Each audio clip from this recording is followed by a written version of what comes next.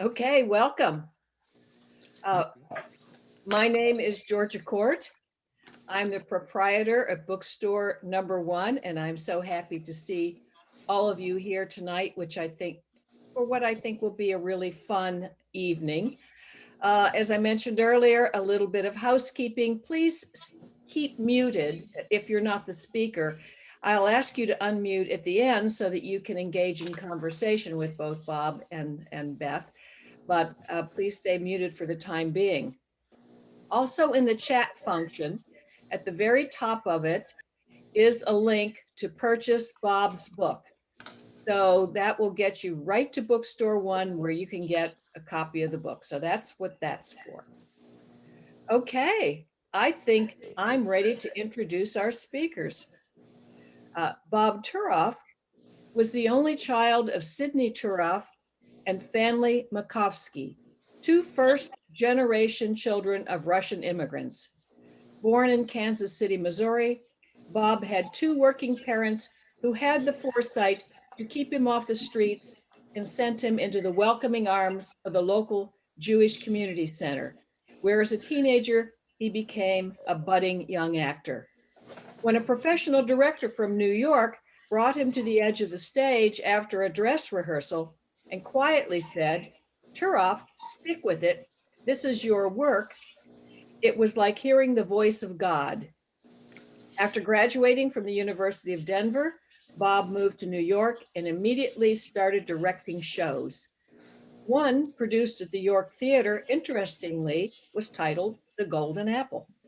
In summer stock, he directed many seasons at Fort Worth's Casa Manana and Atlanta's Theater of the Stars, as well as New Jersey's Paper Milk Playhouse. And Bob is going to be in conversation with the wonderful Beth Duda. Before joining the Patterson Foundation as the director of the Suncoast Campaign for Grade Level Reading, Beth Duda had more than 2 decades of experience as an actress, playwright, teaching artist, and director. She developed and taught a variety of classes for children and adults as director of education at Florida Studio Theater, wrote both one-act and full-length plays, and acted and directed at Florida Studio Theater and the Golden Apple Dinner Theater. Please welcome our two guests, Bob Turoff and Beth Duda. Have fun in your conversation, and the rest of us get to join them in a bit. Great. Thank you, Georgia. I'm thrilled to be here tonight and thrilled to see so many familiar names in the participant list. Bob and I are hopeful that we will give you a very entertaining evening. So thank you for giving your time to be with us. I believe that Bookstore One is one of the real gems in Sarasota, and I'm thrilled that tonight I get to speak to another of Sarasota's gems, the wonderful Robert Ennis Turoff. I have known Bob for more than 30 years and had the honor of performing on his stage, traveling overseas with him. And now I am the proud godmother of 2 of his grandchildren and a fan of his writing. So Bob, many of us who work at the Golden Apple know you by many different names. We know you by Robert Ennis Turoff. We know you by Bob. We know you by Sir. Many of us called you Sir for years. The twins call you G-Bob. And now we know you as an author. So it's been exciting for us to see the enthusiasm about the book, Dear Roberta, Letters to My Wife, a Golden Apple Memoir. The book is available at Bookstore One, as Georgia mentioned. It is also available on the website, dearroberta.org. Hundreds of people have purchased this book. What prompted you to write the book, and how are you feeling about all of the hoopla surrounding the book? Well, since you've known me for 30 years, you know how I'm feeling, sweetheart. I'm just I'm excited about what's happened to the book. I'm happy I finally got it out of my head and onto paper. I've been asked to write the book many years as time went by. After 42 years, everybody wants to hear about what happened at the Golden Apple. And when I started it with a friend, Bill Hayes, who you'll talk about later, gave me an author from Atlanta to help me get started. But it sounded to me like I was doing something called, and then I did, and then I did, and then I did, and that didn't seem to be good. Meanwhile, after Roberta had passed away, after 3 weeks she had passed away, I wrote her a letter.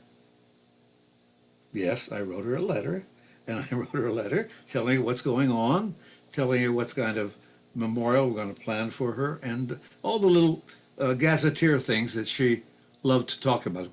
Current events was our situation. About 2 or 3 weeks later, I wrote another letter, and I happened to, for some reason, I ran into someone in a cafe or somebody that I knew, and I mentioned that in Roberta's letter, and I got to reminiscing about what this person had meant to us. Actually, it was the wife of a critic of the Sarasota Scene magazine. And when I finished that letter, I thought, well, maybe this is the way I can tell my story, in writing my dear wife a letter and morphing into something about the Golden Apple that the letter has prompted in my head. And for me, it clicked. So 42 or 43 letters later, I have a book of those letters. And so I'm very happy that I finally got off the schneid, so to speak, and got something done. But that's how I feel about it. Well, both you and Roberta had very successful careers in New York.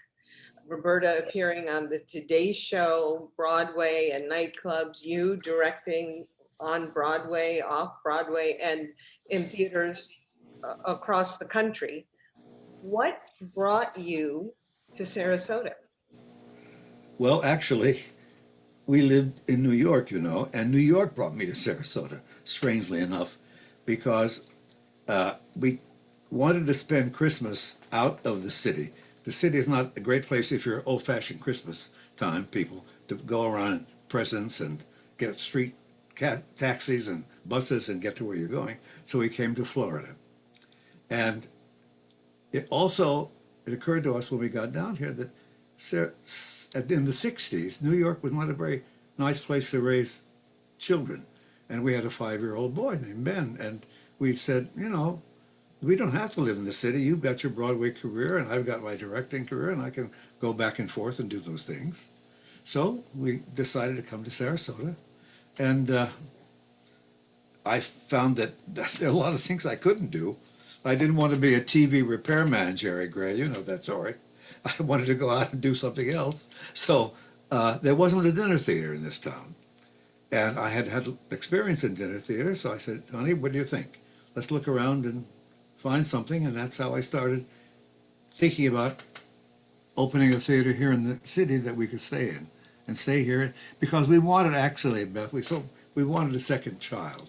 Roberta and I were both only children. I hated it, and she loved it. All the doting, the mother and father and the little girl. But I thought, let's have two.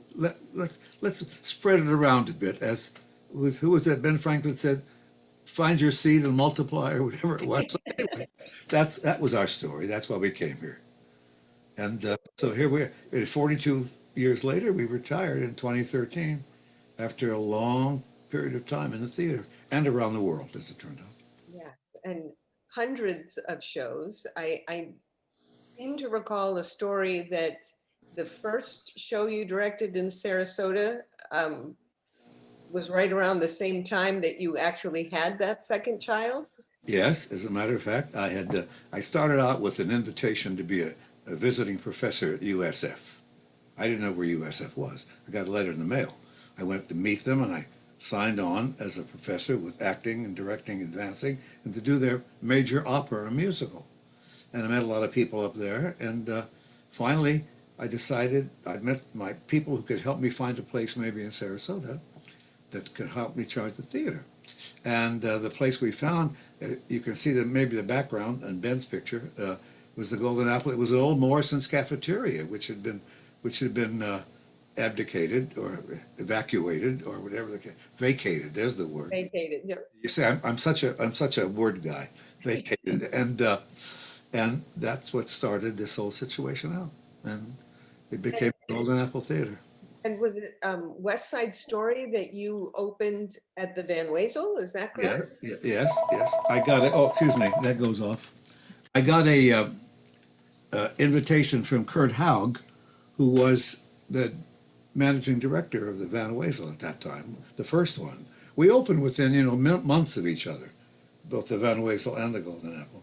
In any case, I need a show, and I said, wait a minute, I can give you a show. Let me talk to the university chancellor and see if we can't do a combination production using kids from the University of South Florida dance, music, acting department, using some of his teachers off for this summer. I'll bring a cast of principals down from New York, add them together, and we'll do a show. And if the university will fund it, I will go around the state of Florida and book it into the big theaters. Well, we did. He funded it, and the Golden Apple at the Van Wezel was the first or second week of the run. But that particular afternoon, when I should have been dressed rehearsing a show at the Van Wezel, my Roberta was giving birth to our daughter, Kyle. And so I announced hesitantly, ladies and gentlemen, thank you for coming. I've been at the hospital all afternoon, but no, not me, my wife, here, and I hope you enjoy it. And for many years afterwards, people came and said, we were there, Mr. Turoff, when you had your daughter, and we remember that situation. But that got us started. That got us going we had a little track record that way, so I could go and knock on doors and see if people would be interested in the dinner theater, and that's what happened. And then the first show at the Golden Apple Dinner Theater in Sarasota was Stop the World. I wanted to get off. And I had a marvelous actress I'd met in Texas named Betty Buckley. And I said, Betty, come on. Would you want to open our theater for us?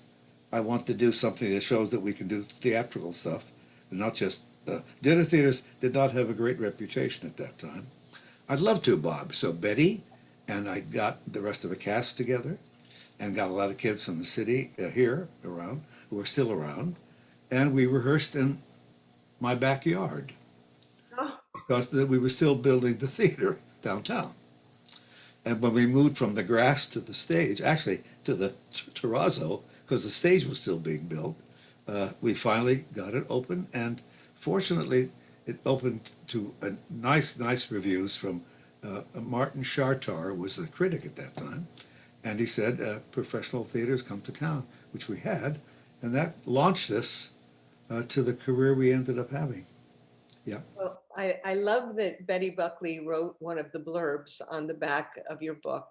She wrote, reading this book and experiencing his love for Roberta and his family renews the heart and reminds us all that true love is very, very real. Bob, one of the reasons why I enjoyed reading your book so much is the way you describe your relationship with Roberta. It's a love story for the ages. You mean how I describe something that is undescribable? Yes, go ahead. That's exactly what I mean. I think for all of us who had the pleasure of knowing you and Roberta as a couple, the love you shared was evident. We could see it, even in the tense moments, we could see the love. And I think in the book, you've done a marvelous job of sharing that with the readers. Well, it was a serendipity, so to speak. I had directed shows in Rochester and Syracuse in 1960. I was doing shows in both theaters, and the shows were what we call bicycling, back and forth between the theaters, and I was going. By the 8th or 9th, 10th show, I was finished and exhausted, ready to come back to the city.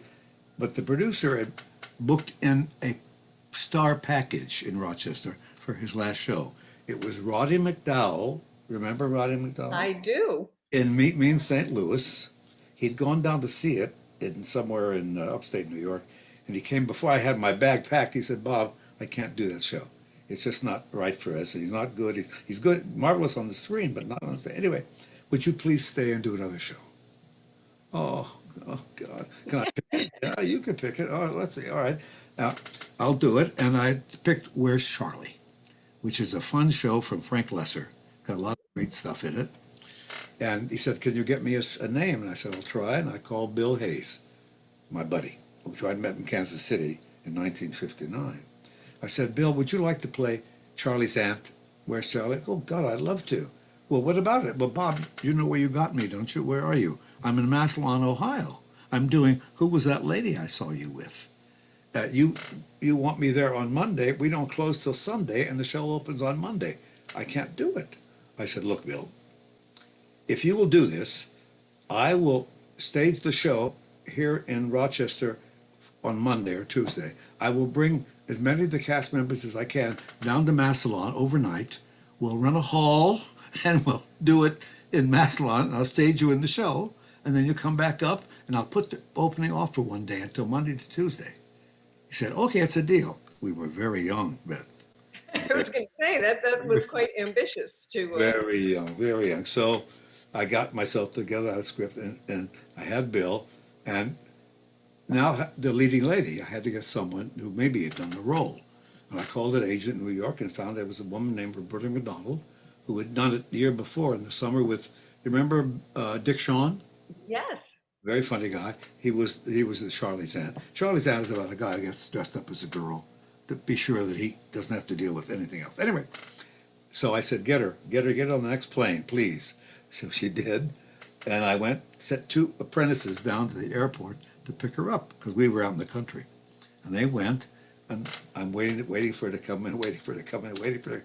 She's not there. And I said, oh, geez, what have I done? Finally, I looked down at the end of the driveway, and there's this old Chevrolet with the apprentice I'd sent, I thought, coming up the driveway. But it was coming up the driveway like it had hiccups. I thought, what's wrong? So I ran down to the driveway, and there was Roberta sitting behind the steering wheel, but she'd never driven a stick shift. And the apprentice was on his knees under her dress, pushing in the clutch. Oh, no. Clutch, and she was trying to get up there because Roberta never said she couldn't do anything, you know. Oh, I can drive. So that was the first time you laid eyes on her? First time. And I said, what have I gotten myself into? And wait till she hears what I've got her into. So anyway, so I called the cast together when we all got together, and I said, look, here's the deal I made with a friend of mine, Bill Hayes, going to play the lead. So I'll take as many of you, I'm going to do the show tomorrow, many of you as I can to Massillon. We're going to drive all night. Bill's getting a rehearsal hall. We're going to put him in the show and drive back. So, and those of you who can't come, the choreographer will work on the choreography while I'm gone. So how many of you are going to come? Quiet, silence. One hand went up, and it was Roberta's. Oh, okay. God, thank you. At least it was the leading lady. Mm-hmm. Yes, we got the drivers, drove us down to Ohio. We met Bill at a motel cafe. We were having breakfast. They went to bed. We went to the rehearsal hall, did the whole show with them. And an actor some of you know, James Coco. It was a marvelous comic actor. He was in the show with Bill, and he'd done Charlie's Aunt, so we staged the show. And I did all the musical numbers, and Roberta did her stuff. Now going down, it was only the drivers, Roberta on one side of the back of the car, and me on the other side of the back of the car. We were exhausted, of course, and we got in the car to be driven back, and for some reason, our knees sort of touched in the back of the car, as I remember. As you remember. As I remember. And we got married in 1961, a year later in New York. But that's how I met her. And so during the run in Rochester, I know that her parents came to visit. I think Yes. you mentioned in the book they actually came to check you out. Well, that's what I figured out later, because, you know, I'm not very good about those kinds of situations. Would you read for us the section in the book that talks about when you all went to the driving range? I think it's on page 22. I got it. Okay, here we are. While her parents were in Rochester, they were kind and gracious toward me. They took you any places in their car, which they had driven up from New York City. On one such occasion, they took us to a golf driving range. They were golf enthusiasts, and I'd played a little while caddying back in Kansas City, Missouri, my hometown. The range was very crowded, so you and I were on opposite sides of the range. You were way out on the right, and I was very far out on the left. I still had my boyhood slice, which means my drive always drifted to the right. Your drive would consistently hook to the left. On one particular swing, you and I waved at each other over the distance between us, and you, sign language, we deciphered that I could outdrive you, you could outdrive me on the next swing. I took the challenge, and we both hit our balls at the same time. Mine sliced to the right, and yours hooked to the left. And in 1,000,000 to 1 shot, our balls hit each other midair. Exclamation, exclamation point, exclamation point.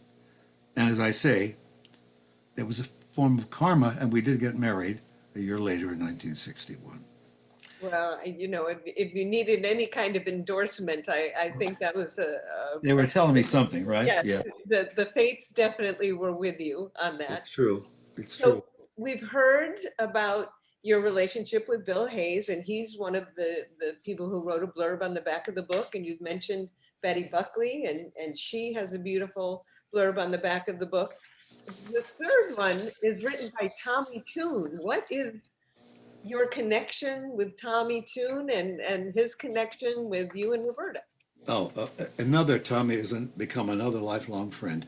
We were both being interviewed in New York on Central Park.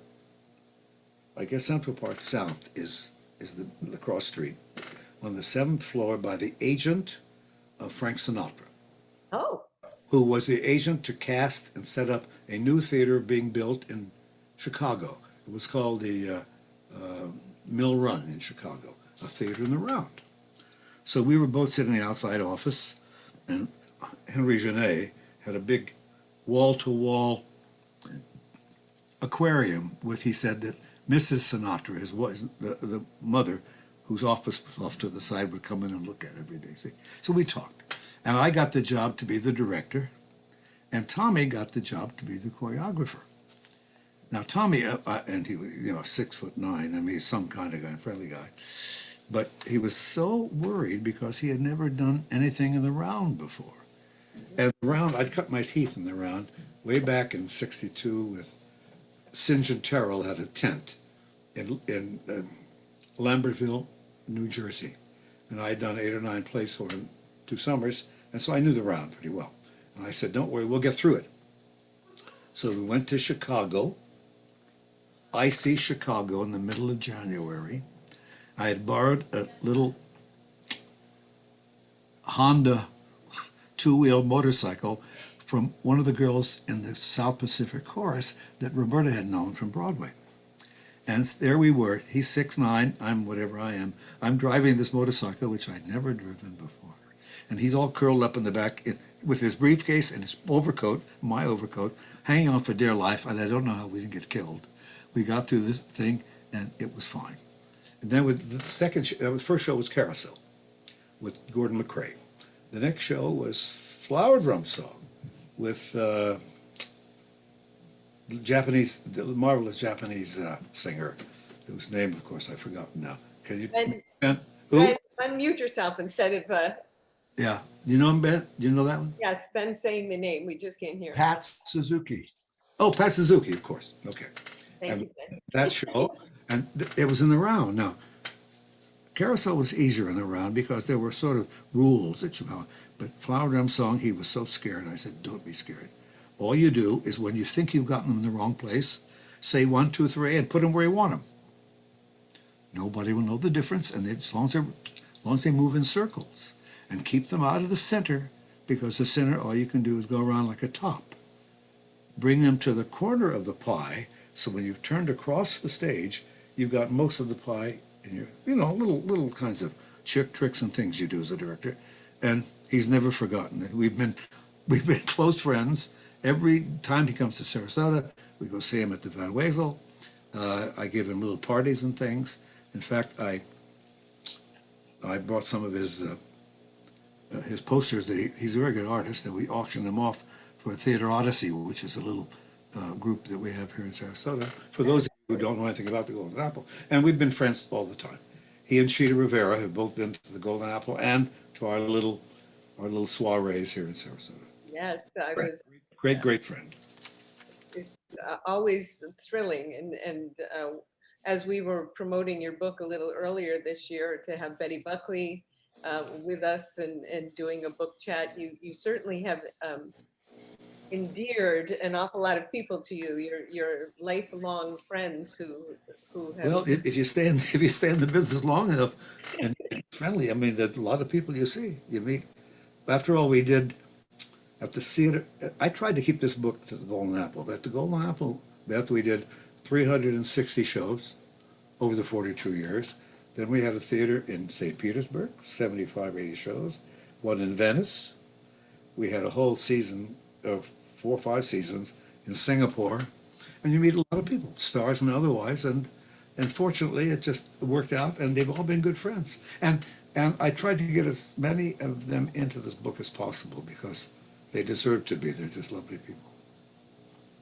Well, I know that not only did you produce a lot of classic musical theater shows on the stage, but you also at one point turned the stage of the Golden Apple Dinner Theater into an ice skating rink for a Russian ice skating ballet extravaganza. Can you tell us a little bit Yeah, about?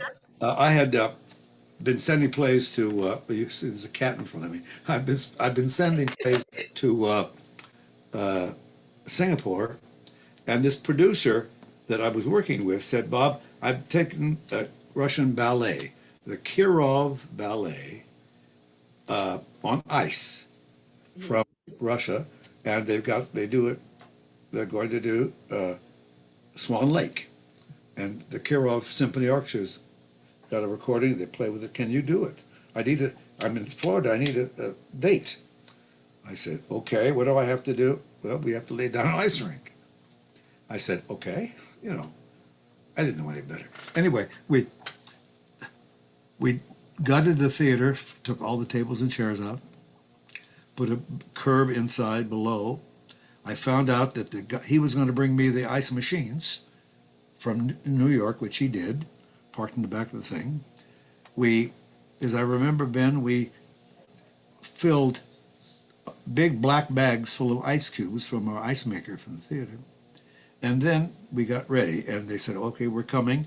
So then we laid down the ice. And the ice was like putting ice cubes all over this particular curb we had to hold it in, and then putting water on it with a hose until it covered the ice cubes.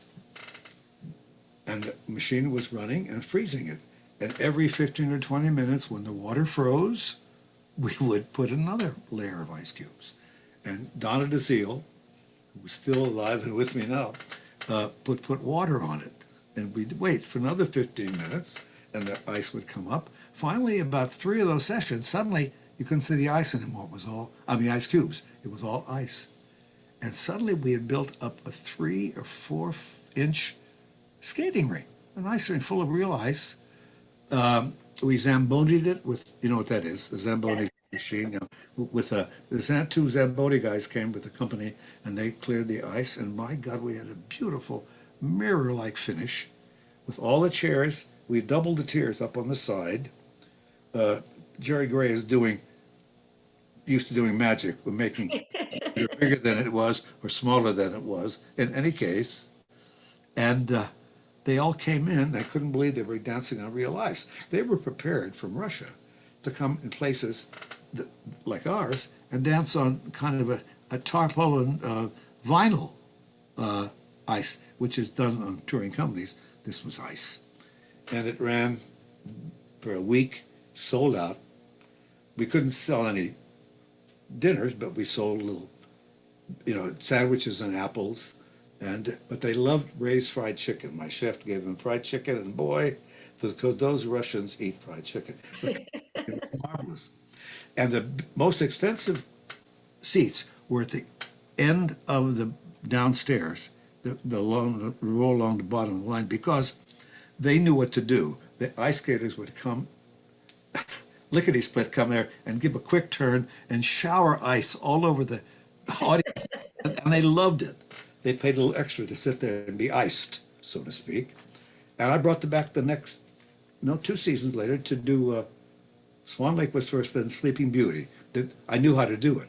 I knew how to pick out the seats, get them back together, store them on the stage, and it turned out to be, it's like we did the Magic Carpet stage, which nobody really thought much we could do, but we did that by not wanting to put a theater with an old rubber tired thing that rolled out. You heard the thing roll out, and when the dancers danced on it, if the rubber tires were a little low on air, they moved around like this.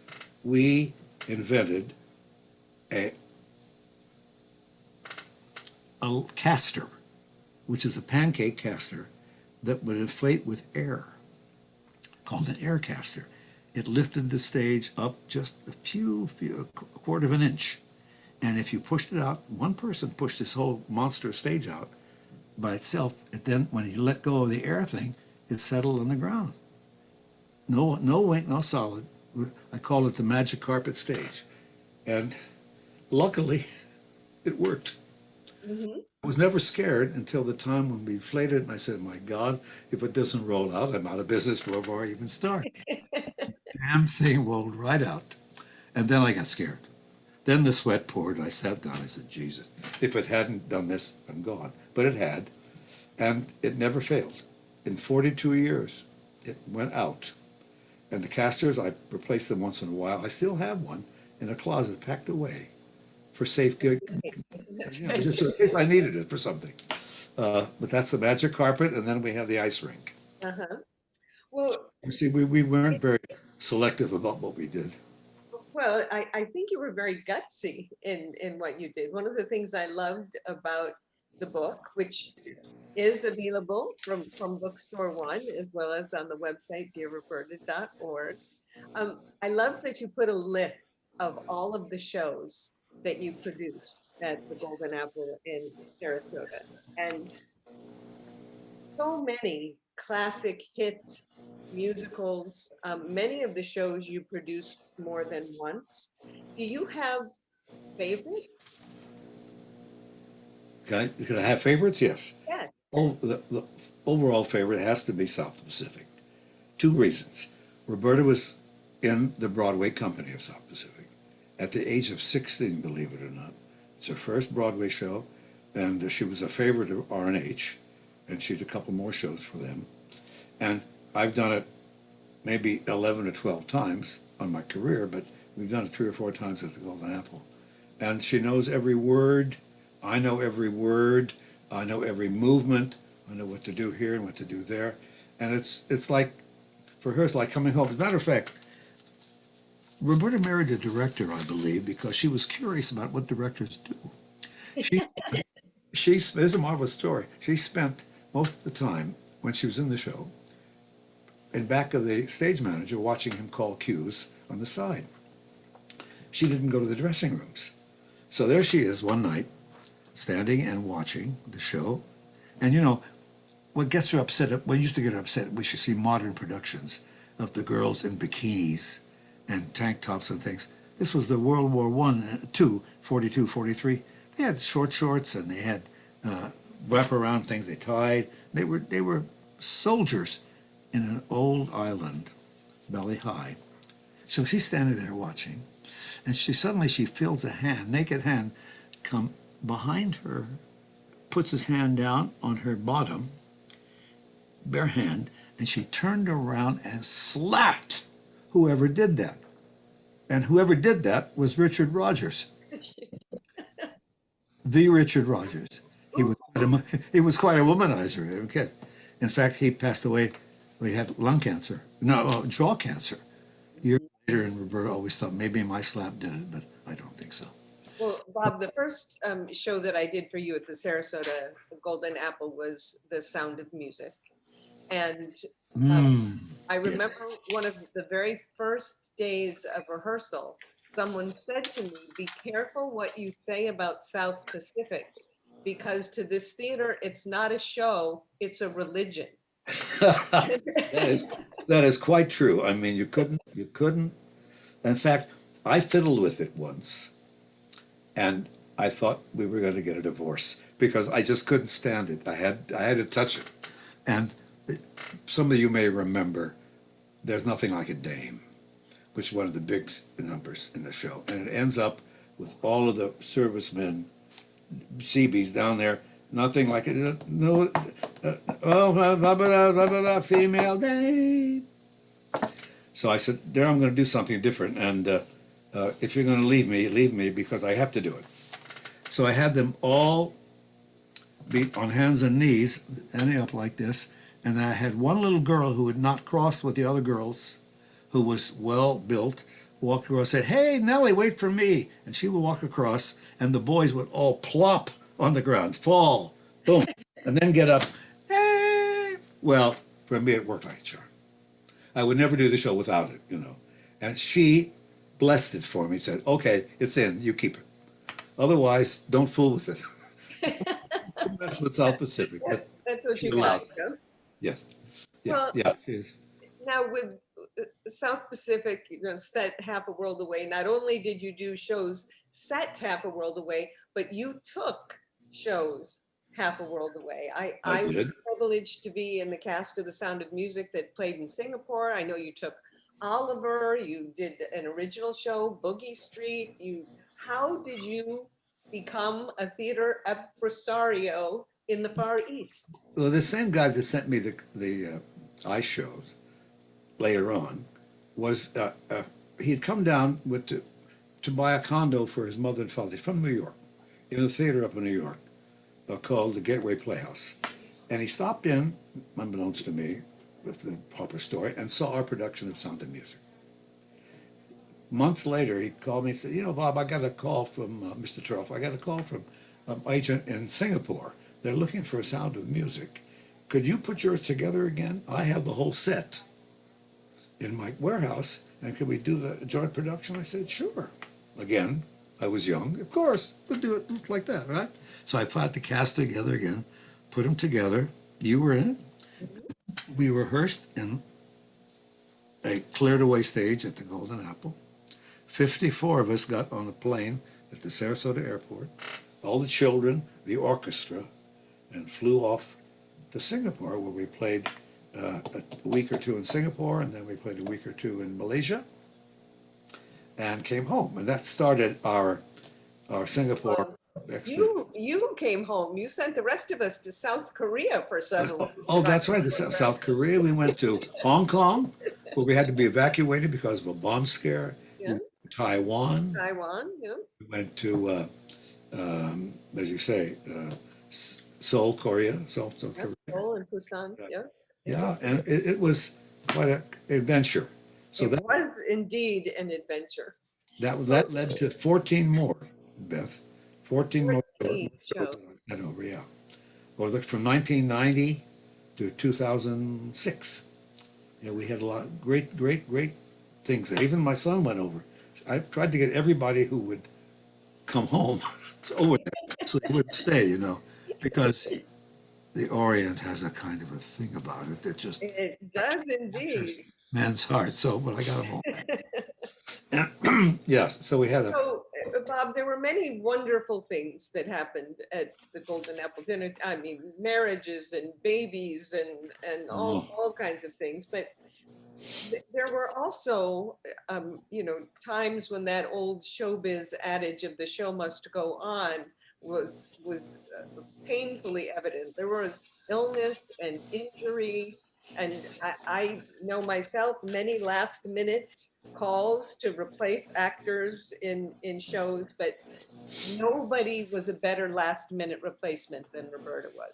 Oh no! Well, you know, she could drive a car she couldn't drive. Obviously, she could do anything somebody wanted her to do, and she just. Anybody who was here tonight who knew Roberta know that she was just not frightened, not scared. What's the word? Inimitable, indomitable. She just could not. She could not. She could not say no. She just had the show had to go on. Yes. It was always astounding to me watching her that even when she was wrong, maybe blocking or not saying the lines, she never looked wrong. No, And I warned every actor, every leading man, everybody who has something to say with her. She may not give you the right cue because she's got so much in her head, but she'll give you the idea. We'll know the cue. If it's not the right one, just go right on as if it never happened. One night, we were doing Unsinkable Molly Brown. That's the second show that Meredith Willson wrote after Music Man. Mhm. And it had a number in it, much like Trouble Uh-huh. at Sinkfield, was called Are You Sure? But the idea that Molly Brown was going to raise money for a church in Denver, and she was going to have a holy roller evening at her big mansion. The star of the show was Mimi Kelly, which may not mean a lot to you, but Mimi Kelly was the daughter or granddaughter, I'm not certain, of Emmett Kelly, the very famous clown. Okay? And she was marvelous in the show, but she got ill at 6 o'clock one night at the show. I said, oh God, I have full house. What am I going to do? Honey, I'll do it. Just let me. You really want to? Okay, let's go to work. So Bob, I just want to interject for Yeah. the folks who don't know the way the Golden Apple operated. At 6 o'clock, the audience was already seated eating. So it wasn't an option to cancel because the audience was already there. So not only Thank you. could you not cancel the show, but you really had nowhere to rehearse. No, no Someone one else, rehearsed, because and people and were eating. and I didn't want to give any of their money back. Listen, I had a producer in Kansas City who's now passed away. Not Mercedes McCamber, the big Western songer, Ben, the big woman who was a star, but she was in Canada. Young woman, star. You got it right now? No. Anyway, she was doing Annie Gets Your Gun, and they had an argument, and she wouldn't go on. And this producer took the whole script and did the whole song, went out, sang the songs, did the dialogue, didn't change the costumes because he wanted to teach her a lesson. I don't know who learned the lesson in any case. So Roberta and I, and Janet Aycock, the musical director, we got up in the dressing room and started to go through things. And I promised Roberta I would go to the exit of every entrance that she had to make. So I'd have her say, you ready for the next one? You ready for this? You ready for that? She said she would.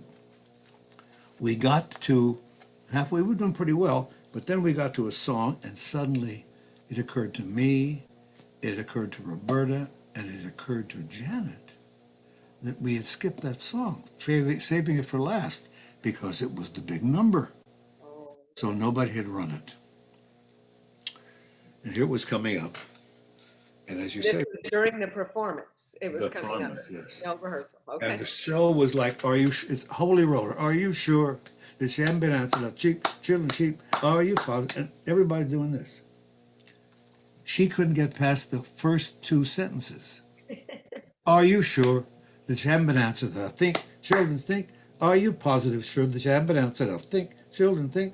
Are you damn sure that you haven't been answered? Are you really sure that she couldn't get off it? Now, she would go, the chorus is on the stage, she would kind of sidle over to the chorus and went close to someone to give her a lyric. And they all, scared to death, would and cross across the stage away from her, leave her all alone going over there.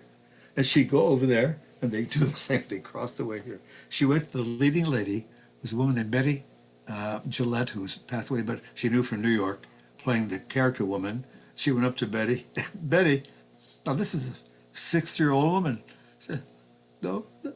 As she sat down on the stained glass window, rolled to the floor like a kid would do, who had just been scared to death, and she's down there with her head down. So she was in trouble. But finally, a couple of chorus girls took pity on her, and when she went to one side, they threw her the line, and she at least started the next line and still didn't have it, but still went and finished the number. At least got through the song, yeah. Oh, yes, but there's a little end to the story. In the course of the number, there was an actor who's still in town, big, heavy-set, marvelous guy, whose name shall remain nameless, he was a butler, a very proper butler, walking among the people with drinks and disdaining all of this holy roller crap and so on and so on. But finally, in the course of the number, he got going with it. And finally, in a pause, big pause, he went, "Hey, hallelujah, yeah!" And he got a big laugh. He was knowing, okay. Unfortunately, the number she did that night cut that whole section out. It was a marvelous cut, as a director talking. I said, we're going to keep that in, thinking, technically, that's. John was so upset, he didn't speak to me for 4 or 5 years. He's still in town. He's still in town. I did that same thing, but he would not talk to me because they cut his one laugh. You know who I'm talking about, Jerry. I'm sure that Carolyn, you do too, right? Okay. But Roberta would never say die until she died. But no, she went on. The show had to go on no matter what. She helped. Such a family feeling at the Golden Apple. We not only saw Roberta star in countless shows, but Ben was featured in many shows. I will always remember his pseudoliths in Funny Thing Happened on the Way to the Forum, and Kyle performed, I think when she was a child, in Sound of Music, and then starred in many shows at the Apple. But not only was your own family part of that family feeling, there were countless actors who performed with you for years and years. And over the years, Roberta acted as a leading lady to all of us, but also a director. She gave medical advice to people. I think she was single-handedly responsible for most of us voting for the first time. I think you sum up her contribution to all of us really beautifully in the book. Would you read a little bit to us about that? I'd be happy to. She was our own human resource. Here it is. It's the finale of the book. Most women, unlike their male counterparts, are not reticent to let their sisters know when something is amiss in their lives. The ladies' dressing room is the most collegial enclave a woman could ever want. And in Roberta, they found an understanding and sympathetic listener. If an actress was having trouble with a scene, Roberta might offer an acting tip out of her enormous bag of tricks. Or if she thought a costume one of the ladies was wearing needed brightening, she would go rummaging in the costume storage until she found a colorful accent fabric to add to the dress. If someone brought in a stray animal she had found wandering the streets, Roberta said she would find a home for it. The home she found was usually ours. Career advice she gave freely, but I guess you could say the Queen was at her best in solving problems of the heart, love. With a few soft words, she could dry a young chorus girl's tears quicker than a Kleenex. Did I forget to mention that theater folk are an emotional bunch of bananas? However, Roberta was an equal opportunity problem solver. I don't think she knew she was a one-man resource department, but the administrative office, the box office, the kitchen personnel, the servers, the barkeep, and even the scene shop workers knew how broad her shoulders were. Why else would the bartender always invite her into the service bar for a couple of stuffed green olives? The men of the Golden Apple, straight, gay, or otherwise, simply adored her. Enough said. And that's the way she was. And anybody who ever met her never forgot her. And I hear from people all the time since I wrote this book, just they give her credit for starting careers, tell her what to do. The Golden Apple became a big, big family, as it turns out. And the family, some of which, most of which are still around, the younger ones still are.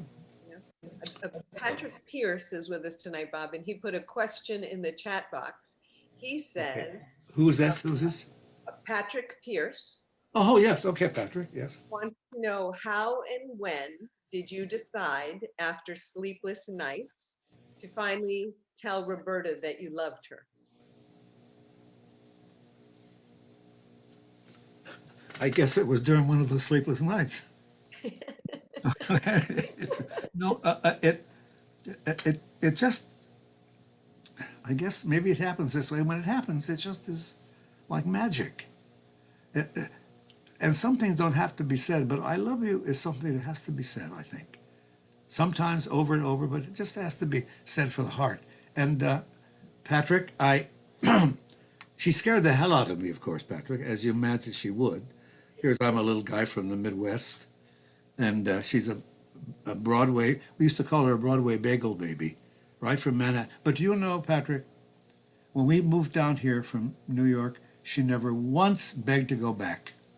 In fact, the 2 times or 3 times that I pulled her back, she had to be kind of pulled to be able to help me or something.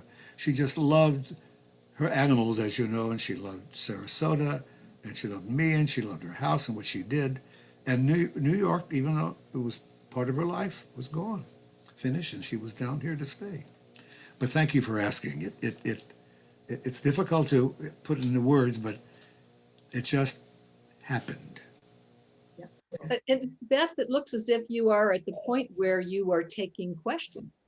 Yes, we So I'm wondering if any of you are out there in the audience who would like to join the conversation or ask a question. If you do, please unmute yourself, or, if you put up your hand, I can call on you.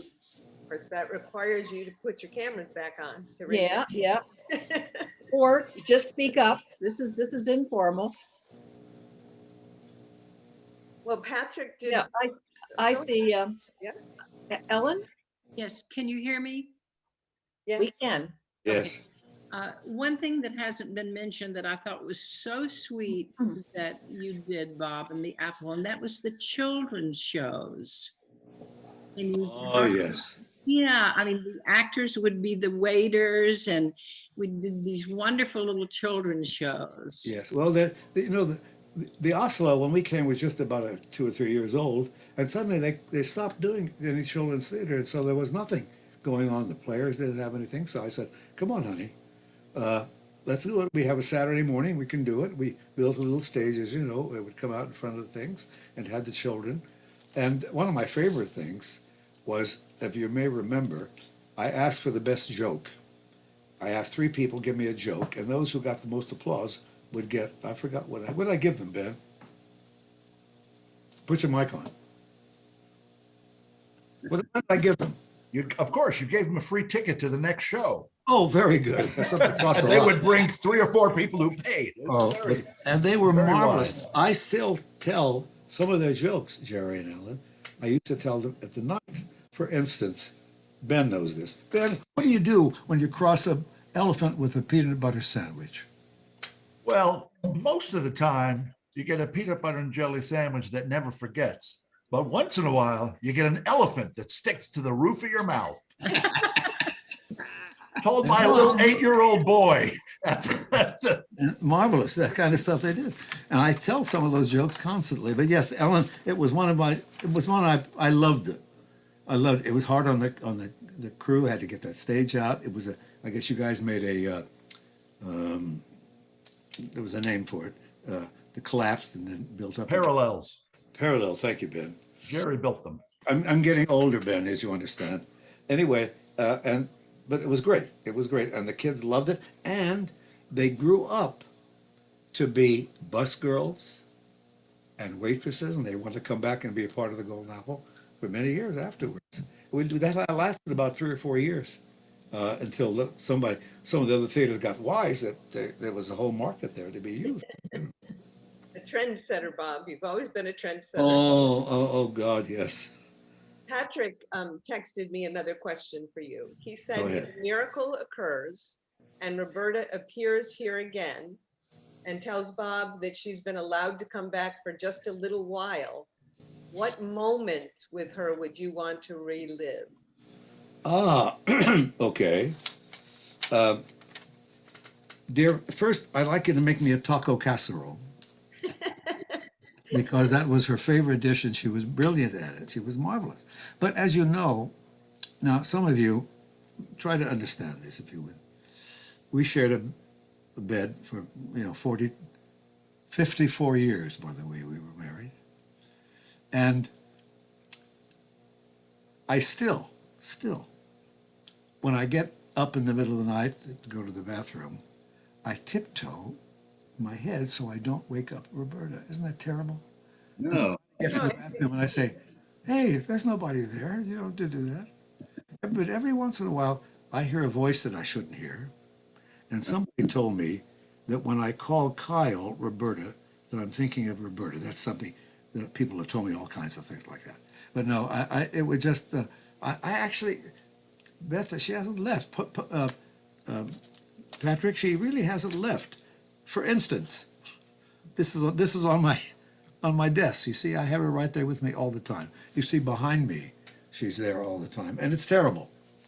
It's terrible because I hate to show people my office and my library because it's nothing but Roberta. But that's how I keep her going, and I hope I will as long as I can. Yeah, so Bob, I have one final question for you. Go ahead. And I know from just speaking to you over the past couple of years as the book was being published that you've remembered countless things that you didn't include in the book. So when can we expect the sequel? Oh God. Kathy Geisweit, do you get that same thing? When are you going to write your next book, right? By the way, I have to thank Georgia. The last time I was at Bookstore One, I was at your 50 Things That Were Not My Fault. Thank you. Yes. So, see, that's Right, and why she we did- love you. You're plugging my book on your She did- bookstore. Okay, well, So she did the best we could do for us. Go ahead. The only Yes. thing people ask me is, "Oh my God, do you really know Bob Turoff?" And I say, "Yes, I do. Oh God, but Yes, I do." it's so sweet of you to let us do this, Georgia, because this has been marvelous, and I'm willing to answer anything more, but unless you've got a time problem. Well, it's certainly but my pleasure to do this, but I think we could take one more question or comment if there is one. Anyone just sitting at the edge of your chair with something you can Oh, yes. hesitate to ask or to say? And I'm just going to say, Bob, I'm going to say I knew you back before you wrote this book for a long time. And, Yes. I knew when it was just like a thought in your head to write it, because you're one of those people who has just an amazing memory for such details, and not just the details, but the emotion of moments and the relationships with people.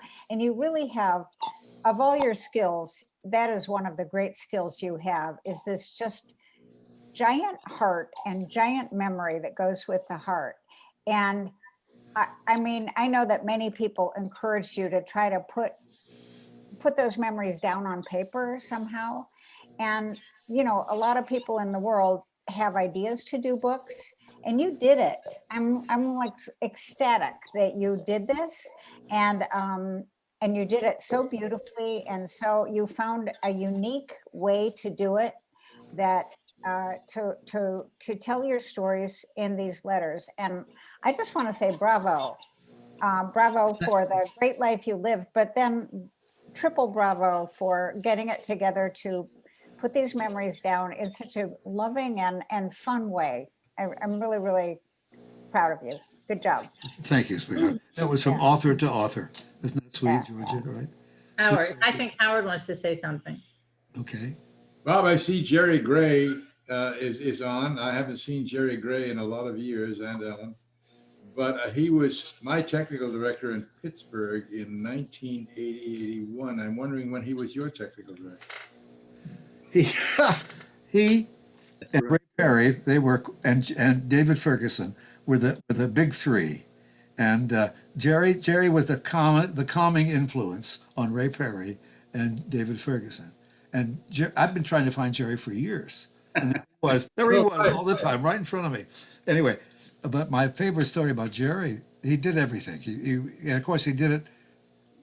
He didn't have to go back and remeasure because everything he measured was right there at the time. Right, Ellen? Absolutely. Anyway, but Hi, guys. we did Howard, we did a redo of the lobby. We went away from that brick thing I put into wood and stuff, and we did it 3 weeks because we redid the front of the theater for the time. And Jerry worked like a slave because we put in that, what did you call it, Jerry? That pickled wood, that kind of distressed wood that was good. Yes, That's what yes. it's called at the time. Now it's 6 o'clock, ready to open, 3 weeks after we'd closed. And Jerry is in the lobby, facing the wall with the hammer and nails, putting wood, picking wood, like a machine. And I walked up to him. I was scared to bother him because I thought he was going to turn around and hammer me. It was on a ladder. Yeah. Oh God. Yes, yes, he was right. I said, Jerry, honey, come down. It's time to go. We got to open up. We got to get out of the lobby. Come on. And he turned around like, really? Come on down. That's right. He had to be basically walked down and walked to the back, because that's how committed he was to whatever he did, as you know. I know. The Oslo had a lot of people that came from you to work at the Golden Apple, as a matter of fact. Those three I remember very well. And now I hear that the big Macher designer is, oh God, Jerry, what's his name? Ben, you know his name. Brian, he did some for us, lots of stuff. Big, heavy. Robert was talking too. Jeff Dean? James Dean, yes. Jeff Dean. Yeah, he's the big designer there. So Yeah. we're all good friends. We've been friends a long time. Okay? Yep. Now, I think you've heard enough. Yes. If you want to talk about me some more, Kathy, we'll give you another 50. No, Well, I thank you all so much for coming. and It's I want to thank good to you see all also. This has been wonderful. Thank you, Bob. Thank you, Beth. Thank you, all of you, for being with us tonight. It has been a lot of fun, and I have to say, I do miss the Golden Apple. So, Oh, Yeah. thank you, dear. Thank you, dear. so me good too. night. Good night to everyone. Thank you, Good Georgia. night. Thank you, Bob. Thank you. Good night, Bravo. Mickey. Good night, Mickey. Eva, Thanks, Beth, Bob. Arthur. Okay.